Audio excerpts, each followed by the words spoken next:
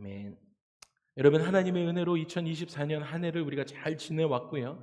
그리고 오늘 마지막 주일을 맞이할 수 있게 되었습니다. 이제 다가오는 2025년 새해를 여러분, 저와 여러분의 삶의 생애의 최고의 한 해가 되게 하려면 여러분, 우리가 어떻게 해야 할까라는 것입니다. 여러분, 그냥 자고 일어나니까 2025년이 됐네라고 하시면 절대로 안 됩니다. 그냥 맞이하시면 안 된다라는 것이죠. 우리는 하나님께서 나를 향해서, 하나님께서 2025년에 우리 가정을 향해서, 네, 주님, 하나님께서 우리 자녀들을, 그리고 우리 자녀들의 자녀들까지 하나님께서 내년에는 원대한 꿈을 가지고 계십니다 라는 그 믿음이 있어야 될 줄로 믿습니다. 하나님께서 내 삶에 크고 놀라운 계획을 2025년에 가지고 계시는군요 라는 그 믿음이 우리 안에 있기를 주님의 이름으로 축복합니다. 그렇게 새해를 시작해야 합니다.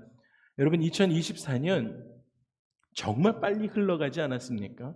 정말 2024년이 한 해가 금방 지나갔던 것처럼 우리가 새롭게 맞이해야 할 2025년도도 우리가 믿음으로 준비하지 않으면 2025년도 눈 깜짝하면 금방 지나갈 것입니다. 여러분, 그런데요, 믿음으로 하나님, 한 해 2025년은 그렇게 원대한 꿈을 가운데 주실 줄 믿습니다라는 그 꿈을 가지고 믿음으로 새해를 준비하는 2025년과 새해를 준비하는 사람의 2025년과 그냥 어떻게 하다 보니까 어영부영하며 준비하지 않은 사람의 2025년은 다를 것이다 라는 것이죠. 여러분, 믿음으로 한 해를 준비하시기를 소망합니다. 그래서 올해 우리 공동체와 주사랑 가정들은요, 올해 동안은 하나님의 통치하심 안에 살아왔습니다. 내년에는 우리 보시는 것처럼 믿음으로 한 해를 시작하려고 합니다. 하나님께서 우리 가정 가운데 내 삶에 큰 계획을 가지고 계십니다 라는 그 큰 믿음 들이시면서 보이는 것으로 행하는 새해가 아니라, 할렐루야, 보이는 것으로 행하는 것은 세상 사람들도 얼마든지 할 수 있어요. 그러한 삶이 아니라 믿음으로 행하는, 그렇게 새해를 맞이하시는 저와 여러분의 삶이 되기를 주님의 이름으로 축복합니다. 우리 좌우에 계신 분들에게 한번 이렇게 고백하실까요? 내년에는 믿음으로 행하십시오 라고 인사해 주시겠습니다. 내년에는 믿음으로 행하십시오. 내년에는 믿음으로 행하십시오. 아멘, 아멘, 아멘. 그래서 오늘 보는 것으로 행하지 않고 믿음으로 살아갔던 사람의 이야기가 오늘 본문에 나와요. 믿음으로 살아갔던 사람의 이야기입니다. 우리가 오늘 읽은 본문에서 다윗은 이렇게 이야기합니다. 생명을 사모하고 연수를 사랑하여 복받기를 원하는 사람이 누구냐라고 이야기합니다. 12절에 보니까 우리 한번 12절을 한 번 더 같이 읽을까요? 12절입니다. 시작. 생명을 사모하고 연수를 사랑하여 복받기 원하는 사람 누구냐? 아멘. 이 말을 다시 지금의 말로 표현하면 삶을 기뻐하며 다가오는 좋은 날들, 다가오는 새해에 은혜 받기를, 축복 받기를 원하는 사람이 누구냐라고 우리 가운데 질문하고 있습니다. 아멘. 하나님의 은혜가 새해 우리 가운데 있을 것입니다. 믿음으로 취하는 사람들 가운데 그 축복이 있을 것입니다. 그래서 오늘 다가오는 2025년 우리가 잘 살아가기 위해서 해야 할 세 가지 일들을 다윗의 교훈에서 찾아보고자 합니다. 다윗이 어떻게 이야기하는지요? 첫 번째는 악을 버리라 라고 말씀하십니다. 여러분, 여러분의 삶에 악함들이 다 제거해지는 2025년이 되기를 소망합니다. 여러분, 그런데 그 악함이 범위가, 그 레인지가 굉장히 넓습니다. 악함이 너무 넓어요.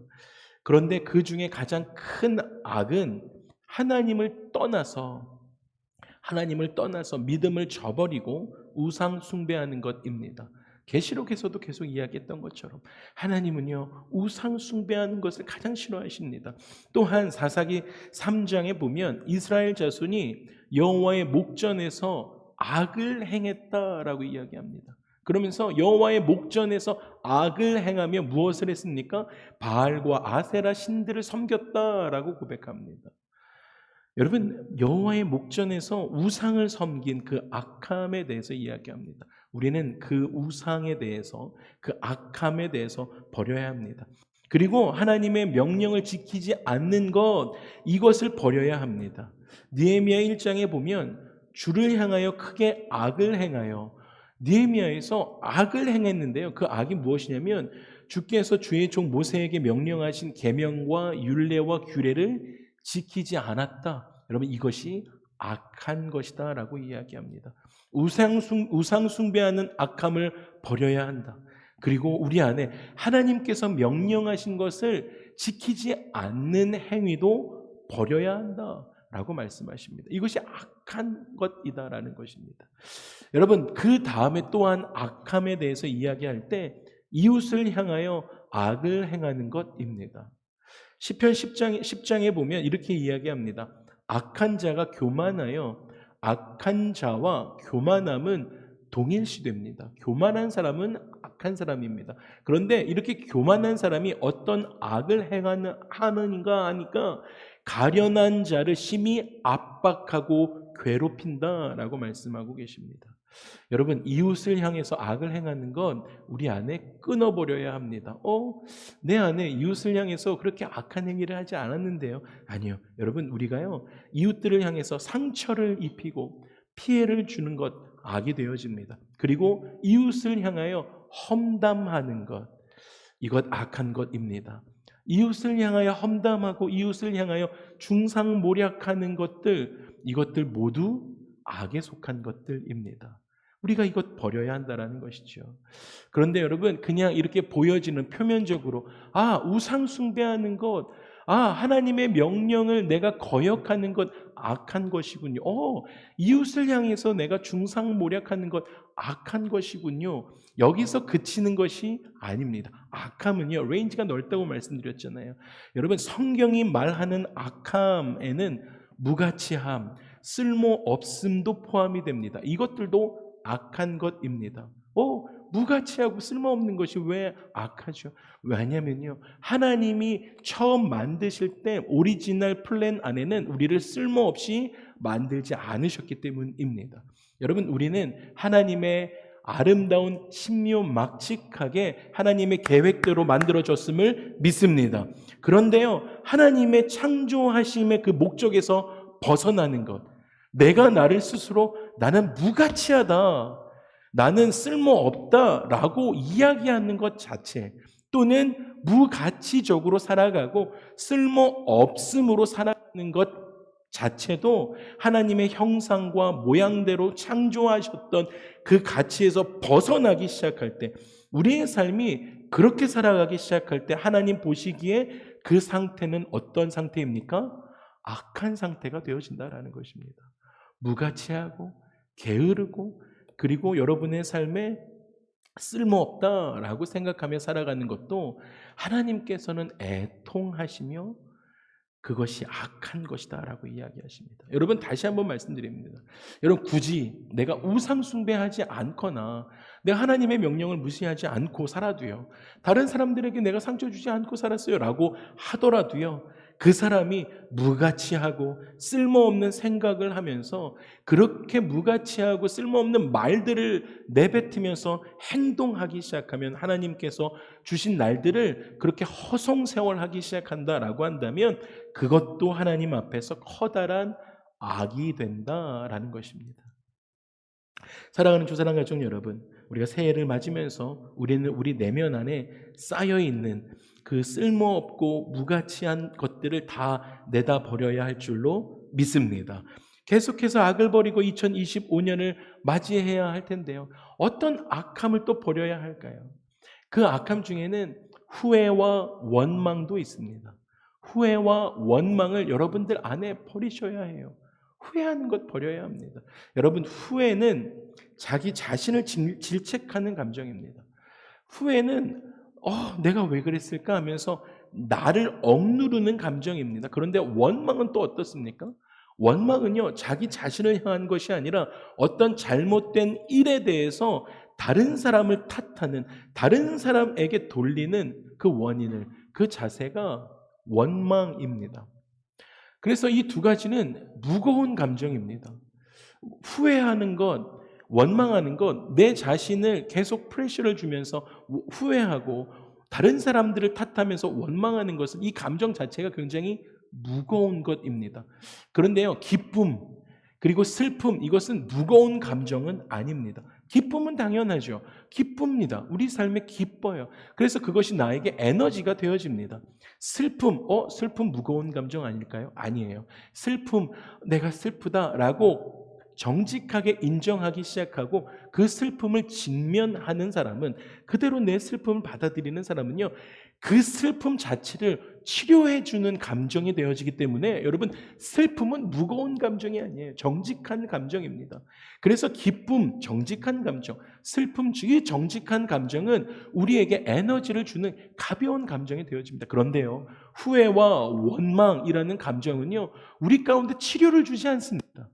우리 가운데 치료를 주지 않고 우리를 억누르고 무거운 감정이 후회와 원망이 되어진다라는 것이죠. 제가 예전에 한번 말씀드린 적이 있죠. 여러분, 나무 토막을 우리가 칼로 자르기 시작하면 나무는 두 동강이 날 것입니다. 그리고 나서 그 가운데 나와져 있는 그 톱밥을 바라보면서 아직 안 쓸려졌네? 라고 하면서 여러분, 톱을 들고 다시 톱밥을 썰 수 있으십니까? 톱밥을 썰 수 없어요. 여러분, 후회와 원망의 감정은 내가 톱을 들고요, 다시 그 쓰러져 있는 그 톱밥들을 써는 그 마음, 그 행위가 후회와 원망의 감정이다라는 것입니다. 여러분, 톱으로 썰 수 없습니다. 후회와 원망은 아무 소용이 없습니다. 이미 감정에 사로잡혀 살아가는 사람은 하나님 앞에서 후회와 원망을 갖고 있다라고 한다면 그것이 악이 되어진다라는 것입니다. 여러분, 또한 우리가 버려야 할 악에 대해서 이야기하고 있는데, 또한 미움과 분노도 버려야 합니다. 여러분, 누군가를 미워하는 사람은 행복하지 않습니다. 행복할 수가 없어요. 누군가를 향해서 내가 분노하고 노한 마음을 품고 있는 그 사람은 평안할 수가 없습니다. 평강이 없고 평안하지 않은 사람 안에 예수님이 거할 수 없어요. 여러분, 미워한다고 문제가 해결됩니까? 미워한다고 문제 해결되지 않습니다. 분을 품고 있어도 문제는 해결되지 않습니다. 여러분, 미워하면서 해결된다라고 하면 얼마든지 미워해도 되죠. 여러분, 그러나 절대로 미움은 해결의 근본 원인이 되지 않습니다. 오직 용서가 문제를 해결하는 줄 믿습니다. 여러분, 용서해야 돼요. 문제 해결 방법은 용서밖에 없습니다. 용서하고 놓아줌으로 인해서 내가 자유케 되어집니다. 내가 자유케 되어져요. 여러분, 용서하고 놓아보냄으로 인해서 내 감정이 자유케 되어지는 것뿐만 아니라 시간도 자유롭게 되어집니다. 여러분, 어느 사람을 미워하는 감정에 휩싸여서 그 미워하는 감정을 쌓아가기 시작하는 그 시간이 여러분 1, 20분이 아니다라는 거예요. 여러분, 굉장히 오랜 시간 동안 그렇게 그 사람을 미워하는 그 시간으로 허비하게 되어집니다. 그런데 용서하고 놓아줌으로 인해서 우리의 시간이 자유하게 되어집니다. 여러분, 그렇게 자유하게 되어질 때 우리는 비로소 하나님을 기쁨으로 예배할 수 있습니다. 할렐루야. 여러분, 그리고 실패의식도 버려야 합니다. 실패하는 거예요. 실패의식이 내 안에 계속 있는 것이죠. 나는 하는 일마다 이렇게 안 되지, 왜 이렇게 되지 않지, 우리 가정은 왜 이렇지, 내 삶은 왜 이렇지. 계속 그렇게 실패하는 감정은 자기를 학대하고 부끄럽게 하는 악한 생각입니다. 악함입니다. 여러분, 살다 보면 잘 되는 일도 있습니다. 그런데 살다 보면 못하는 일도 있습니다. 교만함도 우리가 버려야 할 쓰레기이지만 여러분, 실패의식도 우리가 버려야 하는 쓰레기가 되어집니다. 그래서요, 야고보 사도가 이런 일에 대해서 아주 명확하게 우리 가운데 말씀해주고 계십니다.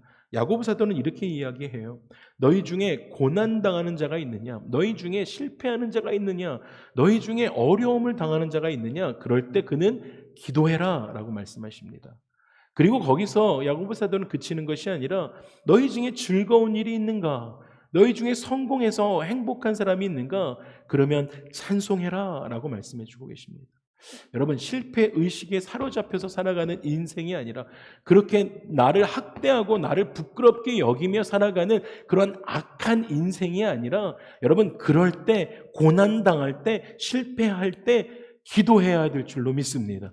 여러분 또한 그러한 악한 것뿐만 아니라 하나님께서 은혜 주셔서 하나님의 그 은혜 가운데 있을 때, 즐거움을 가지고 있을 때 하나님을 예배하고 찬양하는 우리의 삶이 되어져야 된다라는 것입니다. 여러분, 그래서 실패 의식에 사로잡히지 않고 고난 중에서 여러분 기도하면서 잘 될 때 찬송하는 2025년이 되시기를 주님의 이름으로 축복합니다. 마지막으로 악한 것들을 버려야 하는데, 우리가 버려야 할 악한 감정이 많겠지만 마지막으로 한 가지 더 말씀드린다라고 한다면, 우리가 버려야 할 악한 감정 가운데 또 하나는 과도한 욕심입니다. 과도한 욕심, 곧 탐욕을 이야기합니다. 탐욕에 사로잡혀서 살아가는 사람들은요, 절대로 만족하는 법이 없습니다. 탐욕을 갖고 있는 사람은 만족감이 없어요. 여러분, 탐욕은 정신적인 질병입니다. 이런 사람에게는 탐욕이 있으니까, 만족감이 없으니까 감사할 수 없어요. 감사가 없습니다. 탐욕스러움을 갖고 있는 사람은, 그것 버리지 못한 사람은 감사가 없다 보니까 하나님께도 감사할 수가 없는 것이에요. 하나님께 감사하지 않는 사람이 이웃들에게 감사할 수 있습니까? 이웃들에게도 감사가 없는 삶을 살아가게 되어집니다. 감사가 없으니까요, 만족함이 없으니까요, 계속 탐욕적인 삶을 살다 보니까 자기의 삶을 바라보지 다른 사람의 형편을 돌아볼 만한 삶의 여유가 없습니다. 이것이 탐욕적인 사람의 삶입니다. 그렇게 살아가는 사람은 정신적인 피로감 때문에 삶이 점점 더 피폐해져 가기 시작합니다. 사랑하는 우리 주사랑 이부예배 가족 여러분, 우리가 올 한 해 가기 전에 여러분의 삶에 2025년을 맞이하기 전에 아무런 가치가 없구나, 무가치하구나, 쓸모없는 이런 악한 생각들을 버리고 하나님이 허락하시는 2025년을 믿음으로 맞이하시기를 주님의 이름으로 축복합니다. 악함을 버리셔야 돼요. 그리고 나서 다윗은 그 악한 것을 버리십시오라고 이야기하고 이렇게 이야기합니다. 선을 행하십시오. 할렐루야. 우리 안에 선을 행하시기를 소망합니다. 어떤 목사님이 투병 중에 계셨어요. 지금은 돌아가셨습니다. 근데 어떤 목사님이 투병 중에 계셨는데 아프신 중에 간증하는 것을 제가 들을 수 있었는데, 자신이 이제 아프시니까 계속 이제 천국 갈 날을 계속 이제 묵상하시면서 그렇게 묵상하셨던 목사님이시고, 그리고 이제 간증을 하시는데 자기가 자신이 나는 천국에 가면 나의 집은 아주 클 것이다라고 상상을 하셨다라고 해요. 그러시면서 내가 천국 가서 큰 집을 가질 수 있는 이유를 생각해 보니까 이런 것들이라는 거죠. 그 목사님 말씀이세요. 와, 우리 교회 성도님들이 10,000명이 넘고, 와우, 성도님들이 10,000명이 넘으신대요. 성남에 계신 목사님인데 10,000명이 넘었고, 내가 그리고 기독교 학교를 세우기 위해서 수십 년 전에 성남에 2,000억 원을 들여서 기독교 교육 사업을 시작했으니 하나님께서 얼마나 기뻐하시겠는가.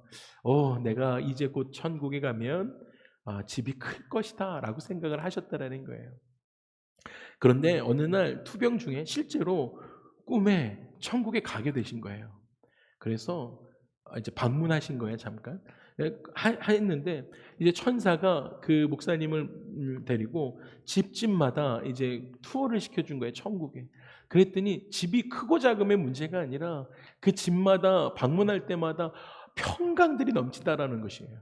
와, 어떻게 이렇게 행복하지? 어떻게 이 집은 또 이렇게 평강이 넘치는 이러한 집들이지? 와, 여기가 정말 천국이구나 라고 생각했다고 합니다. 정말 천국에 가셨으니까요. 그렇게 생각을 하셨어요. 그러고 났더니 궁금해지기 시작했어요. 어디가 궁금해지기 시작했을까요? 자기 집이 가보고 싶은 거예요. 그래서 천사에게 이렇게 좋은 집들 제가 잘 구경했습니다. 이렇게 행복하고 평강에 있는 곳이 천국이군요. 근데 제 집도 한번 갈 수 있을까요? 물어봤대요. 그랬더니 얼마든지 가자고. 그래서 데려갔대요. 그랬더니 단층짜리 초가집이 하나 있더라는 거예요. 그리고 이제 2층을 올리기 시작했대요. 그래서 그것을 보면서 왜 우리 집이 저럴까 생각을 하고 있다가 제가 한번 안에 들어가 볼 수 있을까요? 그랬더니 들어가라고. 그래서 그 안에 들어갔답니다.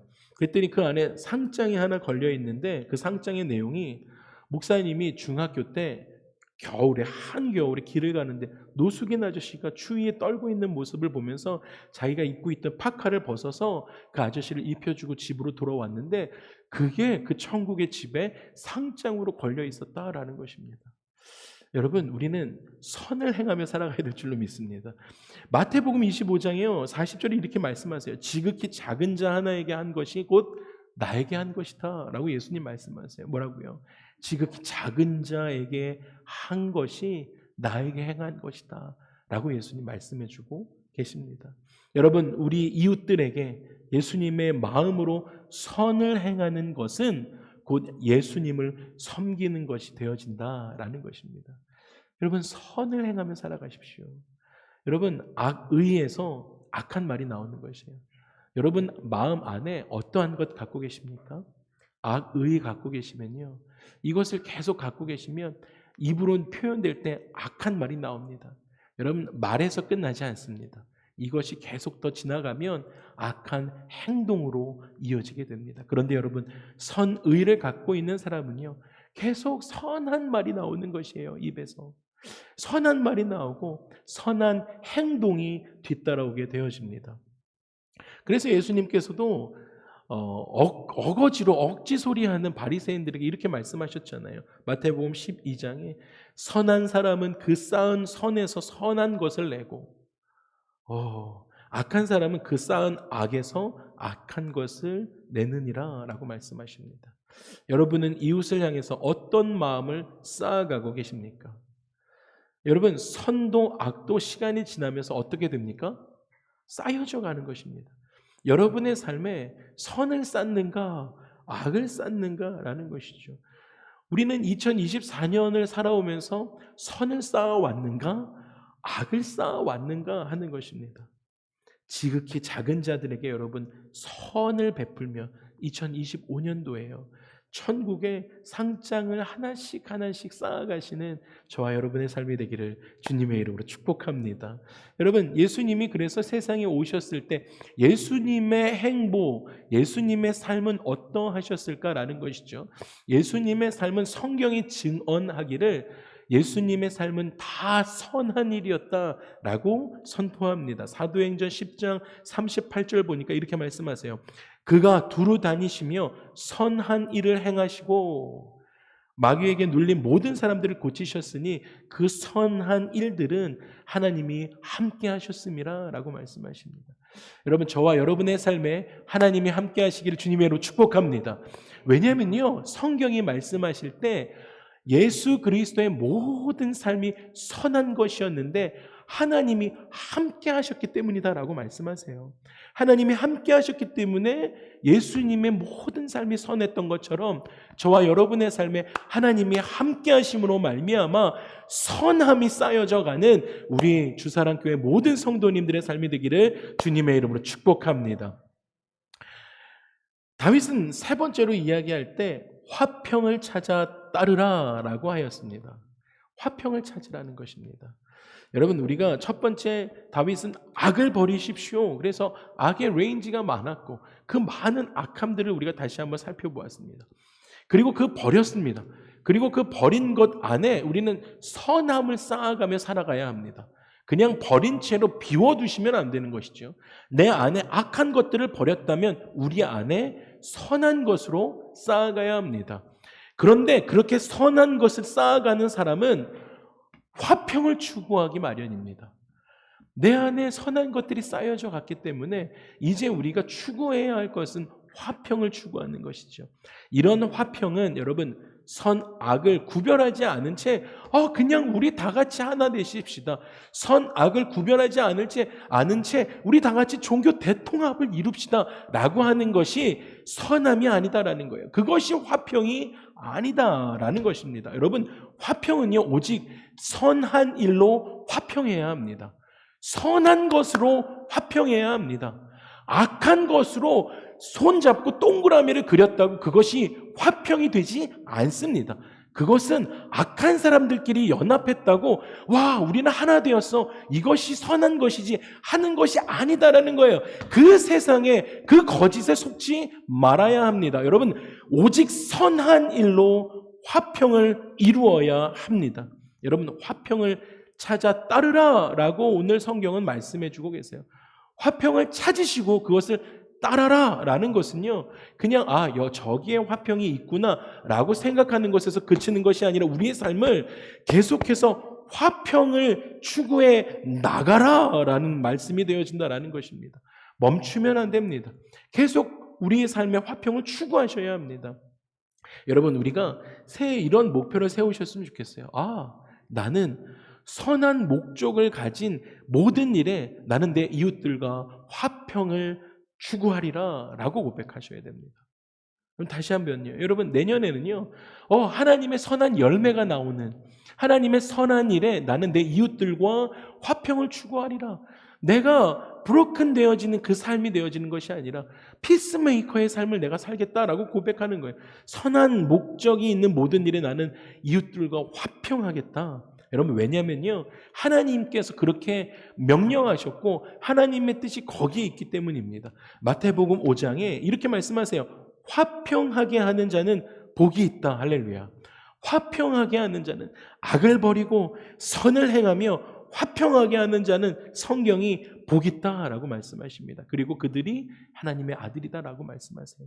여러분 야고보 사도도 동일하게 말씀하십니다. 화평하게 하는 자들은 화평으로 심어 의의 열매를 거둔다라는 것이에요. 할렐루야. 여러분 그래서 세상이 속이는 것 무엇입니까? 열매가 계속 악한 것이 나옴에도 불구하고 악한 사람들끼리 손잡고 동그랗게 서서 우리의 이 하나됨을 보십시오. 이것이 아름다움 아니겠습니까? 라고 하는데 그 안에 결과가 의의 열매가 나옵니까? 아니에요. 악함이 나온다라는 것입니다. 여러분 성경에서 가장 두드러지게 평화주의자가 다윗입니다. 우리가 오늘 읽었던 이 다윗입니다. 여러분 다윗은요 자기를 죽이려고 쫓아왔던 평생을 자기를 괴롭히고 죽이려고 쫓아왔던 이 사울 왕이 죽고 난 다음에 남은 가족들뿐만 아니라 그 가족들과도 화평했고요. 가족들뿐만 아니라 그의 군대 장관 아브넬까지도 화평하려고 했습니다. 여러분 화평은요 이러한 것이에요. 자기를 죽이려고 하는 그 원수하고도 화평하는 것이 이의 삶이었습니다. 다윗이 나라를 통일했죠. 존경받을 만한 그러한 정치가였습니다. 그리고 원수를 품에 안았어요. 와, 그의 인격, 인품도 좋구나라고 이야기했었을 것입니다. 그런데 그가 그렇게 존경받았던 왕이 될 수 있었던 것은 평화를 추구하는 그 아름다운 정신 때문이었습니다. 와, 어떻게 그 왕은 그렇게 할 수 있었을까라고 평화를 추구하는 그 정신 때문에 모든 백성들이 다윗을 존경했다라는 것이죠. 2024년을 보내고 믿음으로 맞이하는 이 2025년을 기다리는 저와 여러분의 삶에 화평을 찾아 따르는 축복의 삶이 되기를 주님의 이름으로 축복합니다. 말씀을 마무리하겠습니다. 여러분 다가오는 2025년을 여러분 우리가 잘 살아가기 위해서 우리가 해야 할 세 가지 일들이 있습니다. 여러분 이것 잊지 않으셨으면 좋겠습니다. 2025년에 이렇게 행하셨으면 좋겠어요. 준비하실 때에는 우리 공동체의 주제 말씀이 되어지는 것처럼 여러분의 삶에요 2025년 하루하루 한 걸음 살아가실 때 믿음으로 살아가시기를 주님의 이름으로 축복합니다. 보이는 것으로 살아가는 인생이 아니라 보이지 않는 그 하나님의 말씀으로 믿음을 가지고 살아가는 2025년이 되시기를 소망합니다. 그렇게 하면서요 우리 삶 속에 있는 악한 것들 다 버리시는 거예요. 오 아멘 할렐루야. 여러분의 삶 안에 조금의 악함과 어둠이 있었다라고 한다면 2025년 살아갈 것 기대하며 내 안에 있는 악한 것들 다 버리시는 거예요. 그리고 그 비워진 마음에 예수 그리스도의 선함으로 채워가시기를 소망해요. 여러분 그 선한 것들을 쌓아가는 것입니다. 악한 것들은요 의에서 악한 것들이 쌓여져 가는 건데 우리는 그것도 쌓는 것 아니고 다 버리고 선한 것들을 한 해 동안 쌓아가시고 그리고 화평을 따라 살아가시는 우리가 되기를 소망합니다. 여러분, 이 말씀이 오늘 읽었던 이 말씀이 사도 베드로도 동일하게 이야기했어요.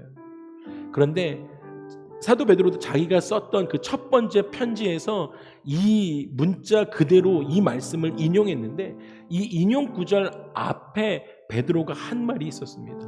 그 말은 무엇이냐면 악을 버리고 선을 행하고 화평해야 합니다 라고 문자 그대로 인용하는데 그 인용하기 그 전에 무슨 이야기를 했냐면 마음을 같이해서 형제를 사랑하고 마음을 같이해서 이웃을 불쌍히 여기며 마음을 같이해서 이웃들 가운데 서로가 서로에게 복을 빌어주십시오 라고 이야기했습니다.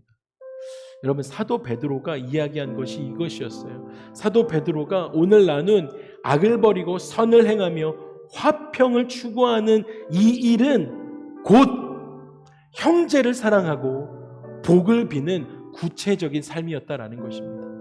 여러분, 내년 한 해요, 믿음 가지고 형제를 사랑하고 여러분의 형제들을 목원들을 사랑하고 구체적으로 복을 빌어주는 삶이 되시기를 주님의 이름으로 축복합니다.